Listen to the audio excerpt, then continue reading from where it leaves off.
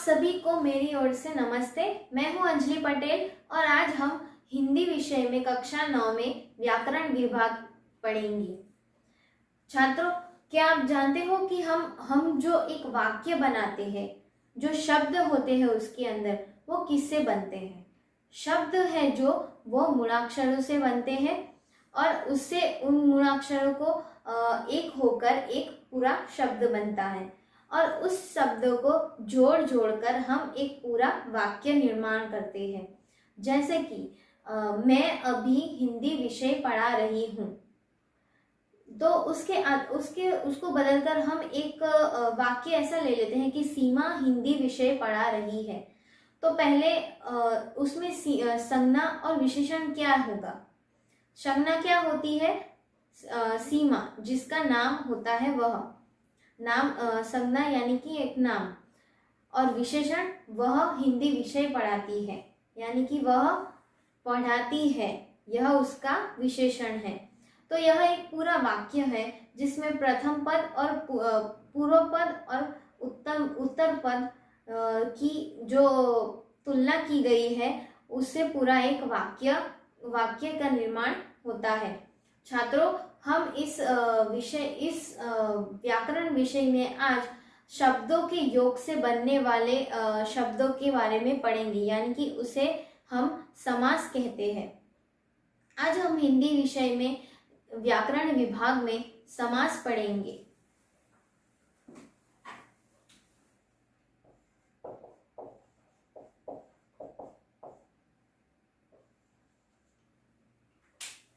छात्रों, समास होता क्या है? समास की परिभाषा क्या है? दो शब्दों के योग से बनने वाले दो शब्दों के योग से बनता है, उसे हम समास कहते हैं। कई बार विद्यार्थी समास और अलंकार में पहचानने में गलती कर बैठते हैं। समास और अलंकार में सूक्ष्म भेद है। समास शब्दों के योग से बनता है और अलंकार जो है वह वर्णों के योग से बनता है। तो छात्रों की इस बात को आप अच्छे से ध्यान में रखने की बात है ये कि समास शब्दों के योग से बनता है। दो या दो से अधिक शब्दों के योग से बनने वाले शब्द को हम समास कहते हैं। समास की परिभाषा हम यहाँ पे लिखते हैं और उसे समझते हैं।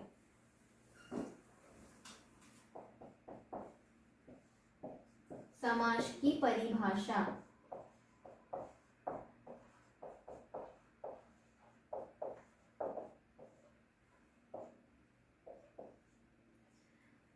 दो या दो से अधिक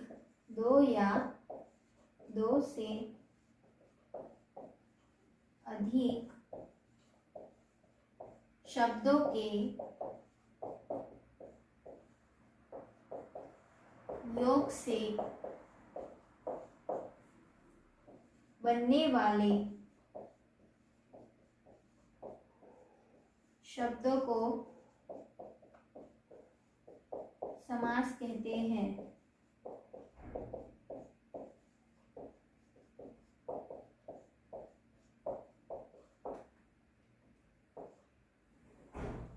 छात्रों, आप सभी यह परिभाषा अपनी कॉपी में नोट कर सकते हैं। समास की परिभाषा दो या दो से अधिक शब्दों के योग से बनने वाले शब्दों को हम समास कहते हैं। जैसे कि कोई एक शब्द होता है जिसमें जिसके टुकड़ों में जिसको हम बांटते हैं। कोई भी एक ऐसा शब्द कि बड़ा या छोटा, बड़ा और छोटा, तो बड़ा शब्द अपने हिसाब से है और छोटा शब्द अपनी जगह पे है। तो उन दोनों शब्दों को हम अलग करके टुकड़ों में बांट देते हैं, तो बड़ा शब्द अलग हो जाएगा और छोटा शब्द अलग हो जाएगा। छात्रों, समास के भी 2 प्रकार है। समास के भी 6 प्रकार हैं।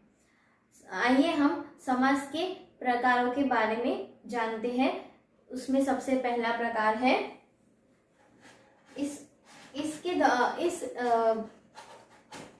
समास के प्रकार के बारे में इसके द्वारा हम समझेंगे कि समास का पहला प्रकार कौन सा है। छात्र आप सभी का ध्यान यहाँ पर होना चाहिए कि हम कौन सा पहला प्रकार पढ़ने जा रहे हैं। तो हमारा पहला प्रकार है अव्ययी भाव समास। अव्ययी भाव, अब अव्ययी भाव यानी कि जिस शब्द का व्यय ना हो, जिस यानी कि इस समास के प्रकार में जो उसका पूरा पद है वह प्रधान है, जिसकी वजह से उसके पीछे का जो पद होता है वह उत्तर पद कहलाता है। उसको एक हम उदाहरण के द्वारा समझेंगे। इसमें दिया गया है यथाशक्ति। यथाशक्ति यानी कि अपनी शक्ति के अनुसार कार्य करना। यथाशक्ति यानी कि जितनी हमारी शक्ति होती है उसके अनुसार कार्य करना। अब शक्ति का तो व्यय हो सकता नहीं है, यानी कि यथाशक्ति खुद की शक्ति के अनुसार कार्य करना, जिसे हम यथाशक्ति कहते हैं। इस समास के शब्द में इसका व्यय नहीं हो रहा। यथा शब्द का कोई व्यय नहीं होता। यथा अपनी जगह है और शक्ति अपनी जगह है। दोनों को हम टुकड़ों में बांटेंगे तो यथा अलग हो जाएगा और शक्ति वही अलग हो जाएगी। यानी अपनी यथाशक्ति के अनुसार ऐसा हम संधि विग्रह कर सकते हैं इस अव्ययी समास का। उसके बाद का उदाहरण लेते हैं प्रतिदिन। प्रति और दिन, यहाँ पे मैं आपको समझाती हूँ।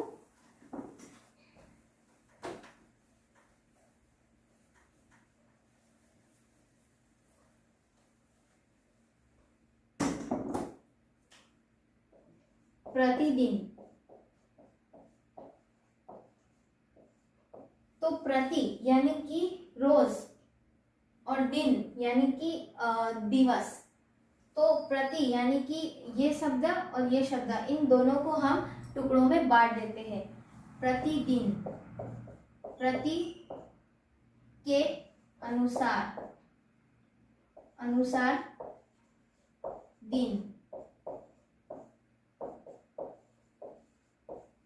ठीक है। प्रति के अनुसार दिन।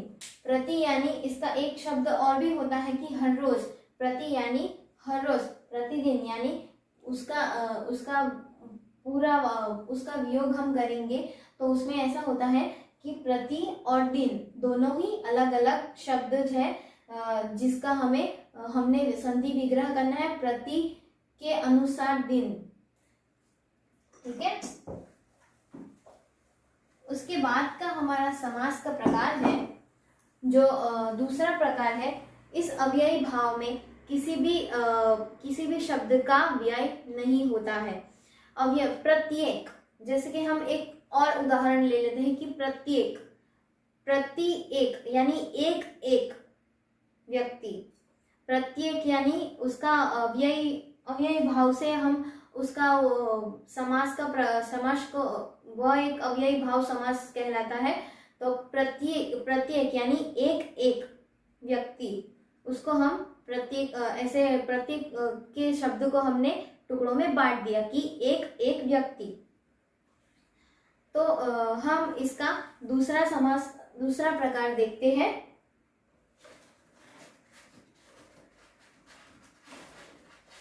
इस अव्ययी भाव समास में हमारे प्रथम शब्द का व्यय नहीं होता। दूसरा समास है तत्पुरुष समास। तत्पुरुष समास यानी कि इस समास में प्रथम पद प्रधान रहता है। इसको हम एक उदाहरण के द्वारा समझेंगे। पहले उदाहरण दिया गया है इसमें कि देशभक्ति यानी कि देश के लिए भक्ति। भक्ति है, लेकिन किसके लिए है? देश के लिए भक्ति है। यानी कि किसी चीज के लिए कोई कार्य होना, यानी कि एक जो हमारा संबंध दर्शाने वाला, जो संबंध दर्शाता है शब्द, उसको हम तत्पुरुष समास से पहचान सकते हैं। यानी कि देश के लिए भक्ति तो है, लेकिन किसके लिए है? देश के लिए भक्ति है, जिसको हम तत्पुरुष समास कहेंगे। उसी हिसाब से दूसरा एक उदाहरण है राजकुमार। राजकुमार यहाँ पे पूरा शब्द है जिसको हम अलग करेंगे तो उसमें यह दिखाया जाएगा कि राजकुमार, राजकुमार, तो इसमें राजकुमार तो है लेकिन कुमार है, लेकिन किसका है? राजा का कुमार। यानी कि इस शब्द का संधि विग्रह कैसे होगा? इस शब्द का तत्पुरुष समास में संधि विग्रह करना है तो उसमें अब हम कैसे होगा कि राजा का कुमार। तत्पुरुष समास को पहचानने के लिए हमें किसी भी शब्द में जैसा, जैसी, जैसा, का, ऐसे शब्द अगर हम किसी भी शब्द का दो टुकड़ों में बांटेंगे तो अगर उसे जोड़ने में हमें कैसा, कैसी, जैसा, जैसी, का, वैसे शब्द का प्रयोग अगर हमें करना पड़े तो आप समझ जाएगा कि यह तत्पुरुष समास है। इसके बाद हम तीसरा प्रकार देखते हैं, समास का तीसरा प्रकार। इस सभी प्रकारों को पहचानना बहुत ही हमारे लिए बहुत ही आसान है। सिर्फ हमें कुछ बातों का ध्यान देना पड़ता है। तीसरा हमारा समास का प्रकार है कर्मधारय समास। कर्मधारण यानी कि कर्म को धारण करने वाला कर्मधारय समास, जो जिसमें पहला पद होता है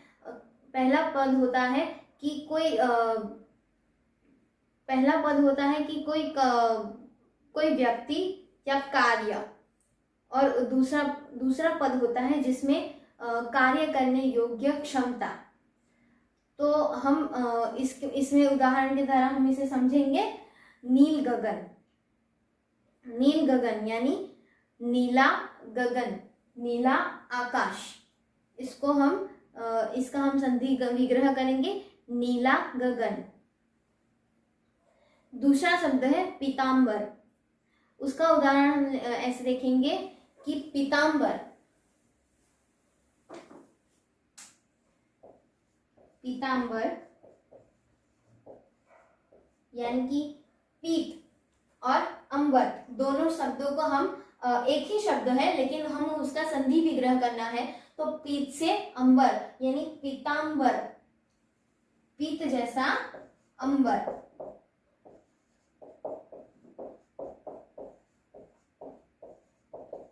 यानी इसका कर्मधारय समास में संधि विग्रह हो गया है तो पीत जैसा अंबर।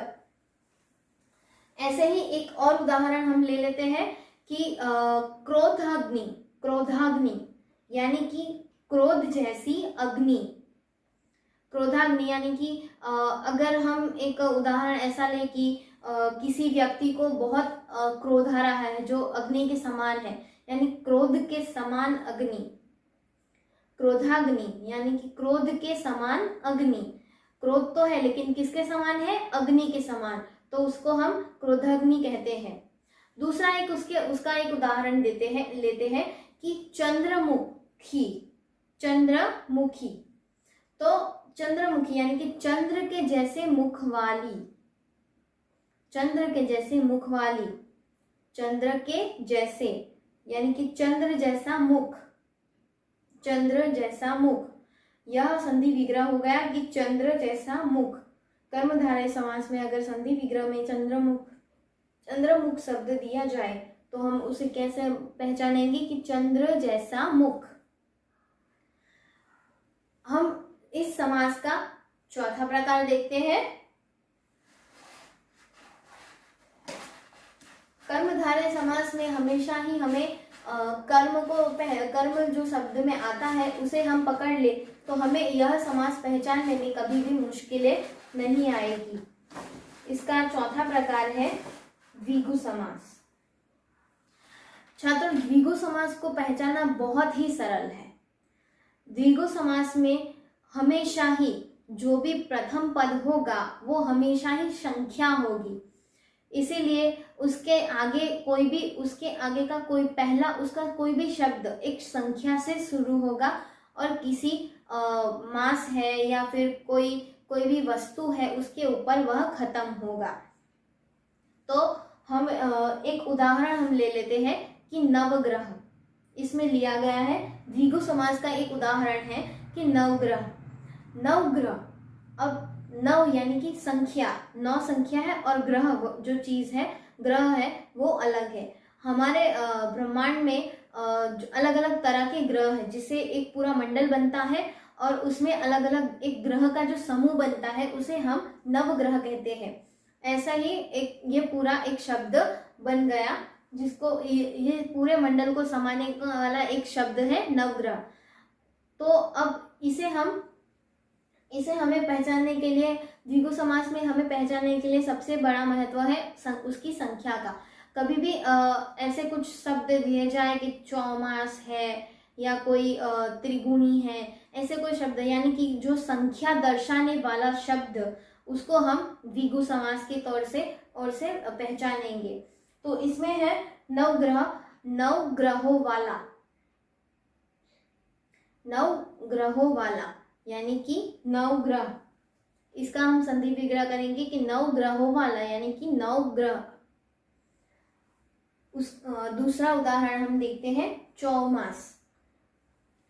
मैं आपको समझाती हूँ, इसमें अच्छे से समझेंगे हम इसे। चौमास यानी 4 मास वाला, चौ यानी कि 4, मास यानी कि महीना, मतलब 4 महीने वाला, 4 महीने। तो इसमें हम संधि विग्रह करेंगे कि 4 मास वाला।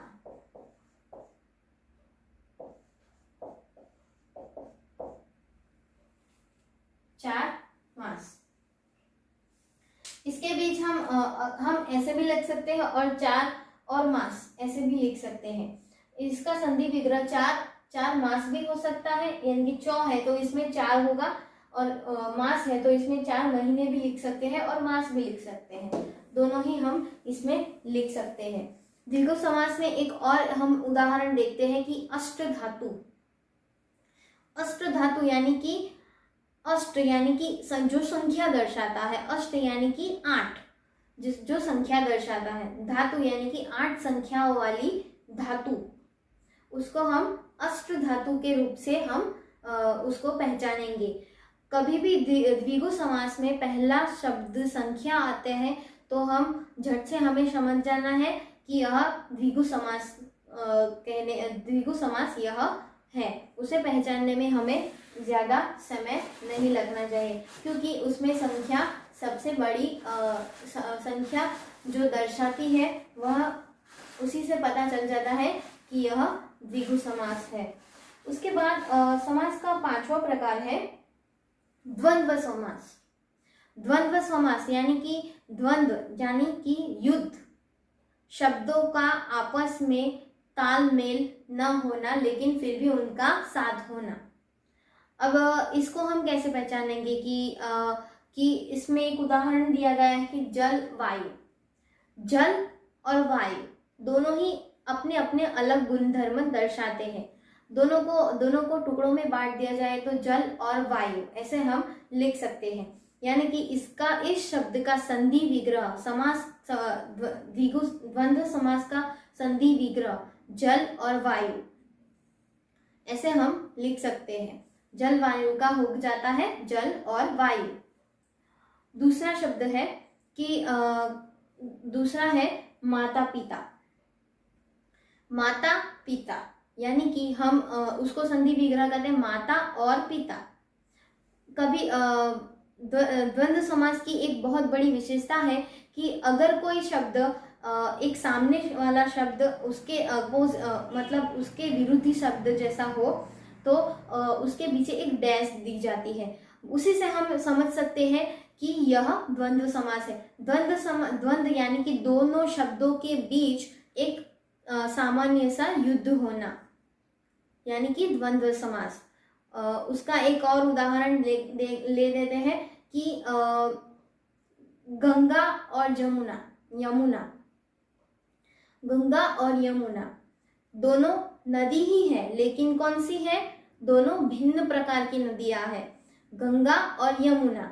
तो हम उसको अगर बोलना चाहे तो कैसे बोलेंगे? गंगा और यमुना, इन दोनों के नाम से हम उन्हें संबोधित करेंगे। अब हम समास का आखिरी और छठा प्रकार देखते हैं।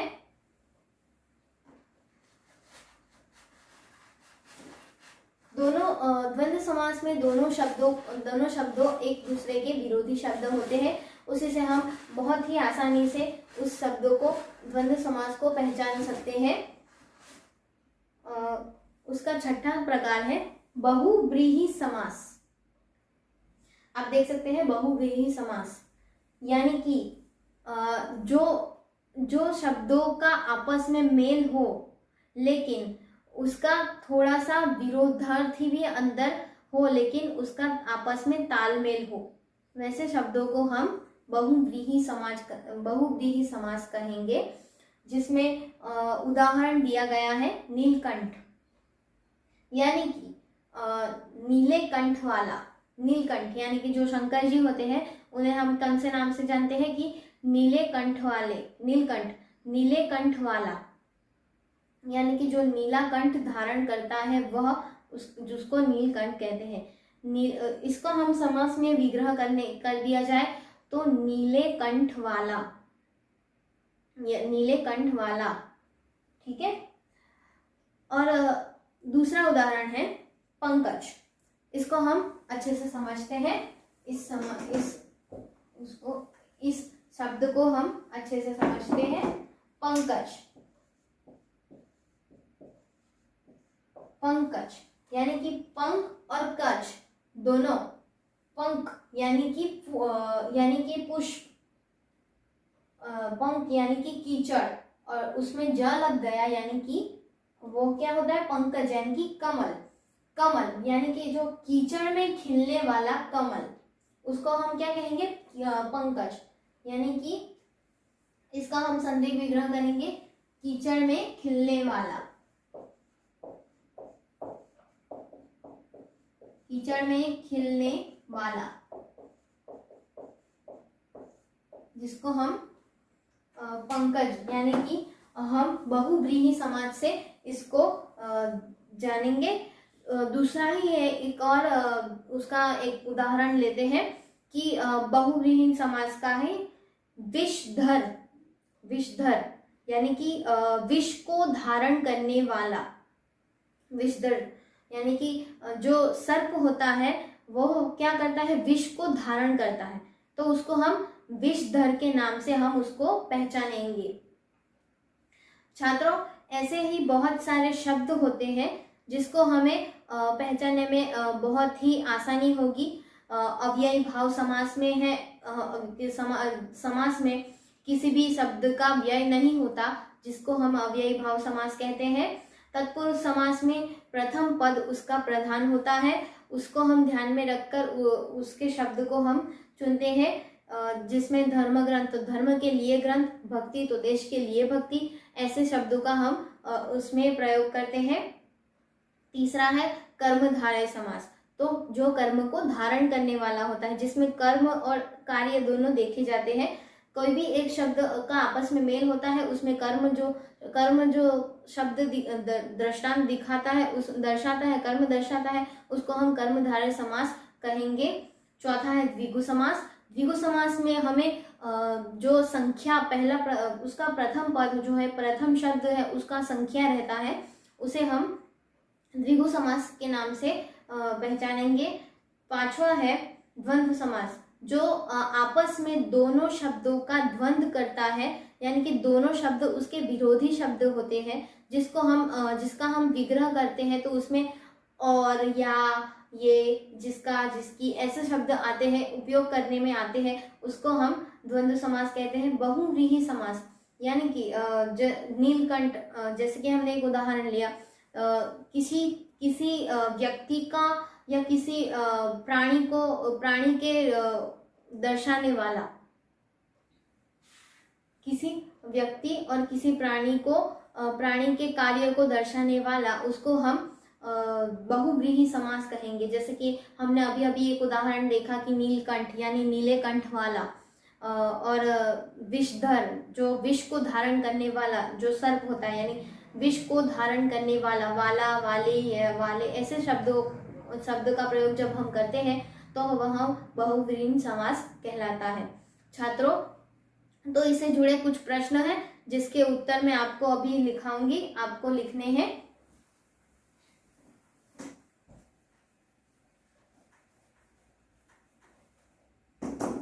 जिसके उत्तर आपको लिखने हैं। पहला प्रश्न है कि कर्मधारय समास की परिभाषा दीजिए। उत्तर है कर्मधारय समास यानी कि कर्म धारण करने वाला समास, कर्म को धारण करने वाला शब्द जिसको हम कर्मधारय समास के नाम से जानेंगे। दूसरा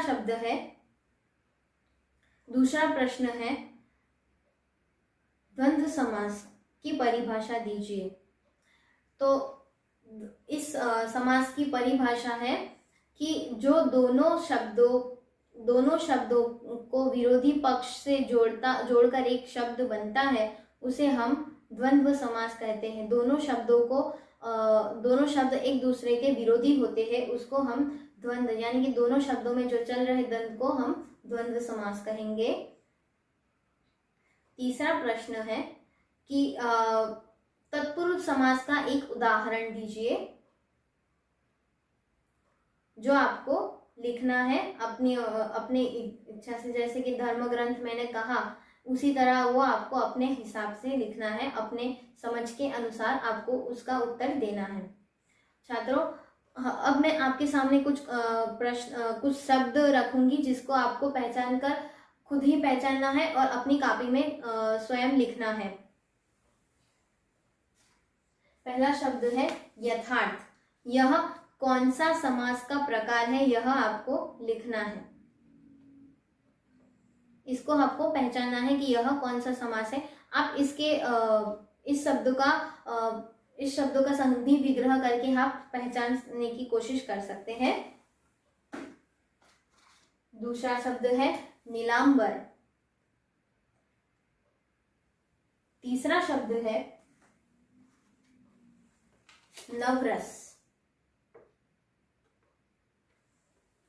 चौथा शब्द है चरण कमल।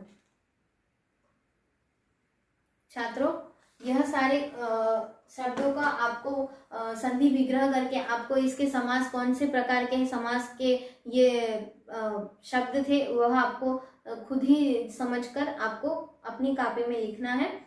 इसके बाद हम मूल्यांकन के कुछ प्रश्न में आपको लिखाती हूँ जो आपको लिखने हैं और अपने आप लिखने हैं, कहीं से देख के नहीं लिखने हैं, अपने आप पुस्तक में से देख के नहीं लिखने, अपने आप लिखने हैं। तो मूल्यांकन के प्रश्न है, नीचे दिए गए समास का संधि विग्रह कीजिए। यानी कि जो शब्द दिए गए होंगे उसके संधि में विग्रह करने हैं। पहला है पंचवदन, दूसरा है स्वर्ग नर्क,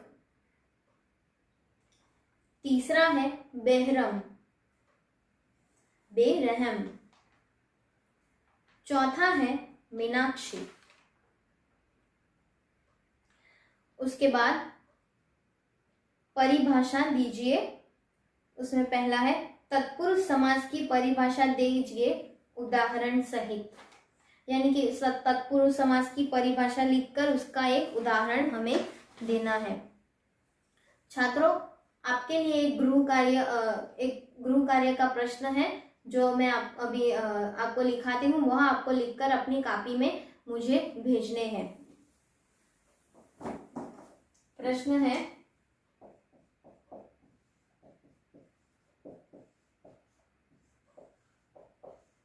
समास की परिभाषा दीजिए। किन्हीं दो प्रकार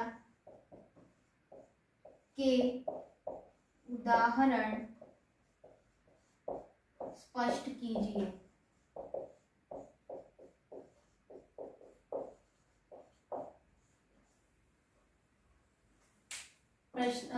जो आपका प्रश्न है, समास की परिभाषा दीजिए, किन्हीं दो प्रकार के उदाहरण स्पष्ट कीजिए।